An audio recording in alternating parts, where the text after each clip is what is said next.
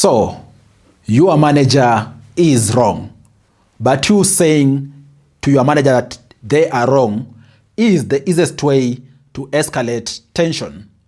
What can you say instead, or how best can you approach addressing a situation where your manager is wrong? That's why I'm making this video, to share with you 7 tips you can use to tell your manager they are wrong and to assist shape or course correct that without escalating any tension or without making your manager feel intimidated. You are all much welcomed. My name is Afagza Sifuna. Having said that, the very first approach you can use is you starting with curiosity, not correction. You can frame it like curiosity, yet you are driving at correcting something. For example, you can say, can you help me understand your thoughts around this and this, okay? Can you make me understand how you are seeing this or that? Through that approach, you'll still be able to get your manager to share their thought process, to share what they are thinking, and even to think if it's right in the first place, without you telling them outright, you are wrong. So start with curiosity. Don't just jump in telling them you are wrong, okay? And then the second approach you can use is use data, not opinions, not emotions. Yes, use data. For example, you can tell your manager, like, based on X numbers or X results, you are bound to see a given outcome, okay? You could rely even in historical numbers or even so recent numbers to assist shape their course correction. Because once you anchor your fact on data, then your manager has an option to either fight with data or to think with you. Chances are they won't fight with data.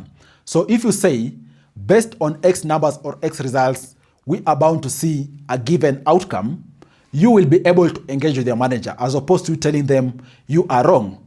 That will really activate their defense guard right from the onset. So you can anchor your conversation on data.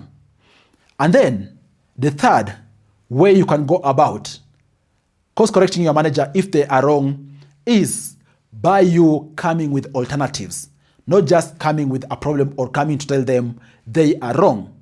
For example, you can tell them, what if we try X approach instead? What if we try X approach? What will be the risk? You are coming to the table with alternatives. And that way, you're going to assist your manager to be open to engaging with you because they won't see you as a threat or attacking them as a person. Okay? And then, a fourth technique you can use for you to correct your manager, and actually this is the best technique in the corporate world because it works all the time, is you aligning with their goal first. Out here, people, leaders, don't like people who don't align with them. So you can start by aligning with their goals first and then going all opposite or even so sharing what you are thinking outright.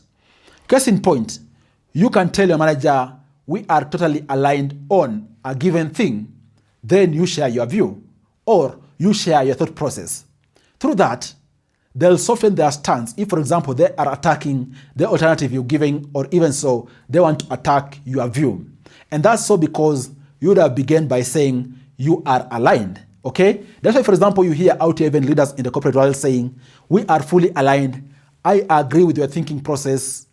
I appreciate how you are thinking about this. And then you go ahead to share your opinion, even sometimes contrary to that very thinking. The basic technique there is agree or align with their goal first, and then share your thought process. That way, they'll feel less and less intimidated, okay? And then, a fifth thing you need to consider when you want to tell your manager they are wrong in a polite way is you choosing the right moment. What do I mean? You choosing the wrong moment is actually gonna have very bad effects.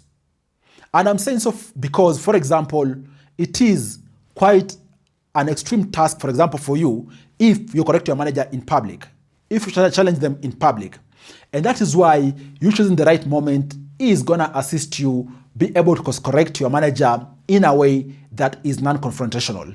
Case in point, you choosing the one-on-one conversation times to share your thought process, of course utilizing the approaches I've shared, okay? Case in point, you utilizing a follow-up one-on-one meeting for you to be able to share something which is correcting their opinion or what they are thinking. This is going to really assist, because if you choose the wrong moment, or even so, if you try to correct them in public, chances are this will affect both of you, because you are there to also protect both of you, despite you wanting to correct your manager. Okay?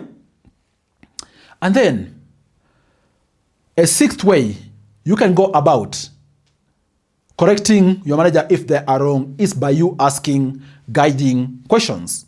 Case in point, if your manager, for example, says something which is off, okay, you can ask them, what is the biggest risk if we take X approach, okay?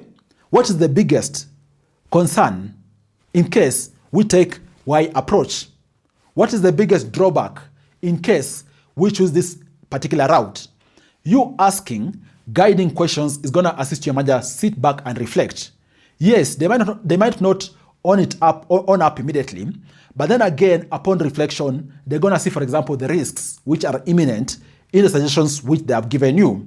They're going to see, for example, the drawbacks which are there on the approach they have suggested. So aim to ask guiding questions as opposed to telling them outright, you are wrong.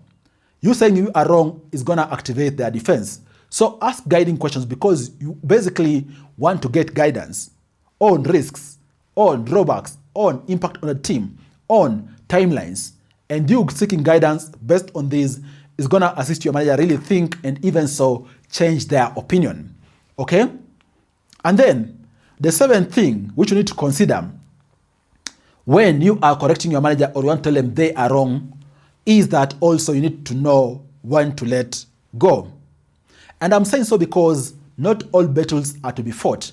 Sometimes most of the battles are to be let go. And the principle which I utilize to let go any battles, more so when engaging with my manager, is very simple. I look at impact. For example, if impact is extremely low, then there is no need for you to escalate. If impact is extremely low, there is no need for you to escalate tensions. Simply put, because nevertheless, whether you escalate or not, it won't have impact. So you can just let it go. And also, there are those kind of scenarios which are absolute. You don't have influence over. They are maybe anchored on policies or even so in recent developments. You don't need to challenge those because by you choosing your battles wisely, you're going to also protect yourself.